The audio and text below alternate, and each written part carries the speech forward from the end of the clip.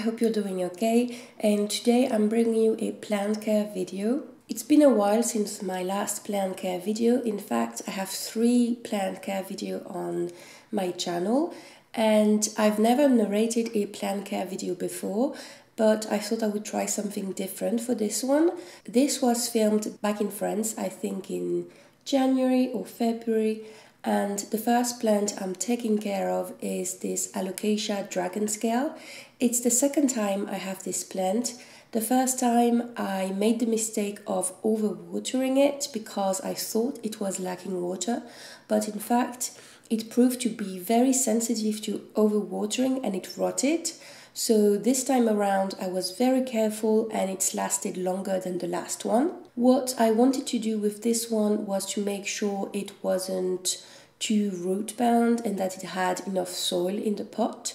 You've seen me gently squeezing the sides of the pot to put the roots through the holes as they had grown through them.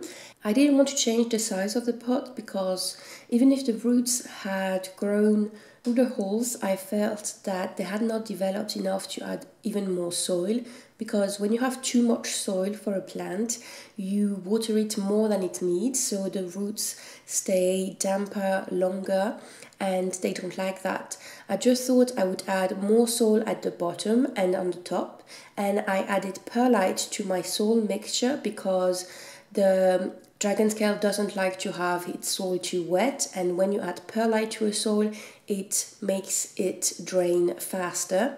And I was very encouraged this time around because, as I've shown you at the beginning of the video, there was a new leaf growing at the base of the plant, and my last plant never had more than 3 leaves, so I was very happy about it. If you've seen my last plant care video, I had done a lot of plant cutting, and these are the cuttings.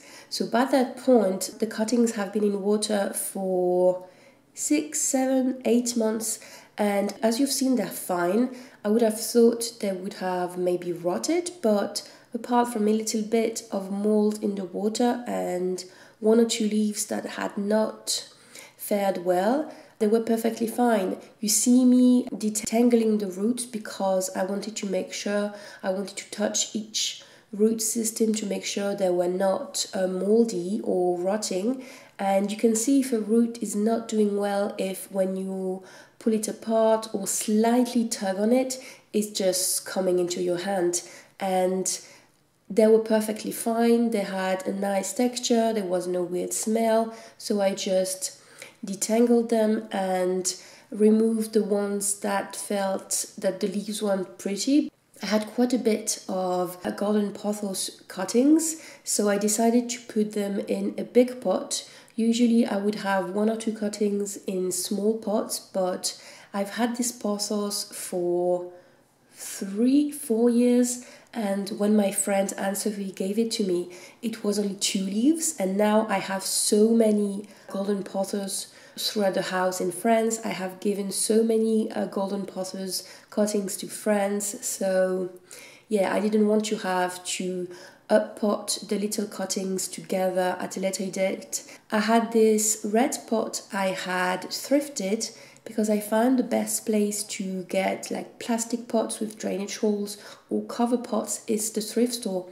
I never buy new plant pots anymore because I just find that there are so many plant pots around and so many cover pots just available either in the recycling or at the thrift store that it's not worth buying new ones. Now I had some cuttings of my neon pothos as well, and this one also had started as a single leaf cutting from the same friend, and I just love the color of the neon pothos.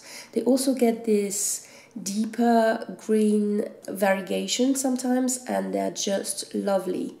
I did not have a lot of plastic pots with me, so I put this one in this small to medium size. I think it could have gone into a bigger size, but I didn't have it, and pothos don't mind being root bound. Being root bound means that there are a lot of roots at the base of the pot, like you've seen me when I removed it from water. And some plants really don't like to have so many roots so close to each other. but pothos are really hardy, so I'm not worried about them. And I was finally able to use that lovely pot made in Korea that I bought at a thrift store last year. I had bought it thinking that I would have plastic pots that would fit them, but I was never able to have plants that fit that pot before, so I was really happy. Now I'm potting these silver pothos shoots, and at first I thought I was going to pot them in 2 different pots, but I decided otherwise. I don't know if you can properly see it on video, but they're proper silver pothos. They're so velvety, they have a very different texture than the golden pothos or the neon pothos, and I just love them. Since I've had them, I think it's been 2 or 3 years, they've just been such the loveliest plants ever. They're not fussy, they grow down super easily, they're just lovely. And now I'm taking care of my Philodendron Pink Princess. When I saw they had a Pink Princess last year at my plant nursery, I went mad because I had only seen them in plant videos on YouTube, and seeing one in person, seeing that vibrant pink was just incredible. And I know that as the plant matures and as the leaves get older, the pink disappears, but there are always new leaves, so it's worth it. And because I didn't like how scraggly it was becoming, I wanted to make cuttings of that plant to make it a bit fuller at the base. And I had never done cuttings of this kind of philodendron before, so I was a bit apprehensive, especially when I started cutting and there was this pink juice that was staining everything, and the stem was so thick, I wasn't sure if they would do like the other cuttings I had done before.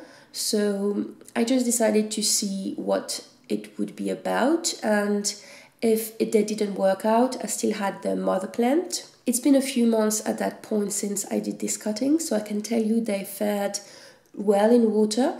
They took a really long time to root those. So if you do cuttings and you don't see roots developing from the nodes, the little bumps I showed you just above the cuts I did, if you don't see any roots developing, just wait, because if the leaves are doing well and you need to top off the water, just continue doing it until you see a root, because if the leaves are faring well, you are just fine.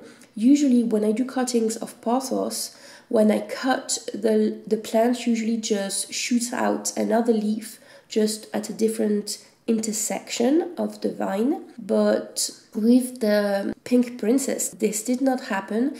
Rather, the plants shoot up new leaves, new shoots at the base of the plants. So that's interesting to know. And now you can see my mother plant for the silver pothos, and you can see how long it got. So I decided it was time for a little haircut and also to top off the soil at the base of the plant, because I wasn't sure if it was bad for it, but I didn't like to see so many roots being apparent.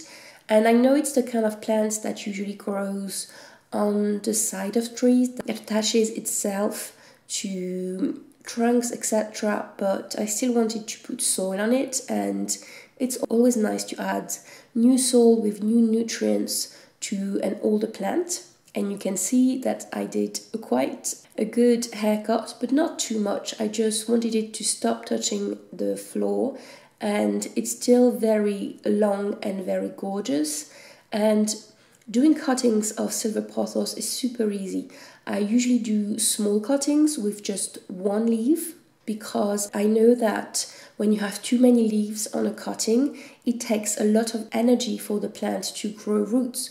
Whereas if you only have one leaf, it fares so much better and it shoots out roots so much quicker, so you can replant it so much quicker as well. And I knew I was getting a lot of cuttings from those vines, so if I wasn't satisfied by the shape of a leaf or the state of a leaf, I would just put it away and put it in the compost, because I have so many shoots and different pots with silver pothos in it. It was fine if I didn't keep all of the leaves. And here it is. This was the last thing I took care of in this video. I hope you enjoyed it. If you have any plant question, don't hesitate to ask me in the comment. I love being the customer service for plants. The next plant care video is not going to be too soon because now I've moved to Canada. I've sadly had to leave my plants in France, and no kidding, this was one of the saddest thing I had to do. Of course, leaving my family and my friends, but leaving my plants was just so sad for me because I knew they weren't my plants anymore. My mom is taking care of them, but even when I come back, they won't be my plants anymore. So that's very sad. After that, I'm going to show you my little Canadian plant collection, because obviously one of the first things I did when I arrived in Canada was getting plants. I'm gonna hope to be able to collect more of the plants that I like in the future. I hope you enjoyed this video, and I'll see you next time. Bye! Here is my little Canadian plant collection, and all of it was given to me by friends or found at the library. This one is a kind of cactus, I think, but I don't know its name. If I can find it, I will write it down on the screen. This is a cutting of a golden pothos that I found at the library. They organized like a cutting exchange, and it was lovely because I love golden pothos. They're so easy to grow, and when the leaves are new, the yellow is so gorgeous. It's still in water for now. I could easily transplant it into soil, but I don't have any potting soil with me yet. It's gonna stay in water for a bit. This is a Thanksgiving cactus, Christmas cactus, or Easter cactus. I have no idea. I have never had that kind of plant before, but the friend that was giving me plant cuttings gave it to me. I'm really curious to see if it's going to bloom on me, and I love the pot I found for it at Value Village. I found the pot for this one at the thrift store here in my town, and the blue theme is accidental, but it is lovely. The last plant is this hanging plant. It's a Tradescantia, but I don't know the name of this kind. It has gorgeous leaves, and I've never had a hanging plant before, but there were these hooks on the ceiling. I think they've been installed like for lamps and stuff, but I used it to put this hanging plant, and my friend gave me the macrame hanging thing as well as the plant, and as soon as I put it up, my apartment felt so much homier and better, and I am in love with the colors.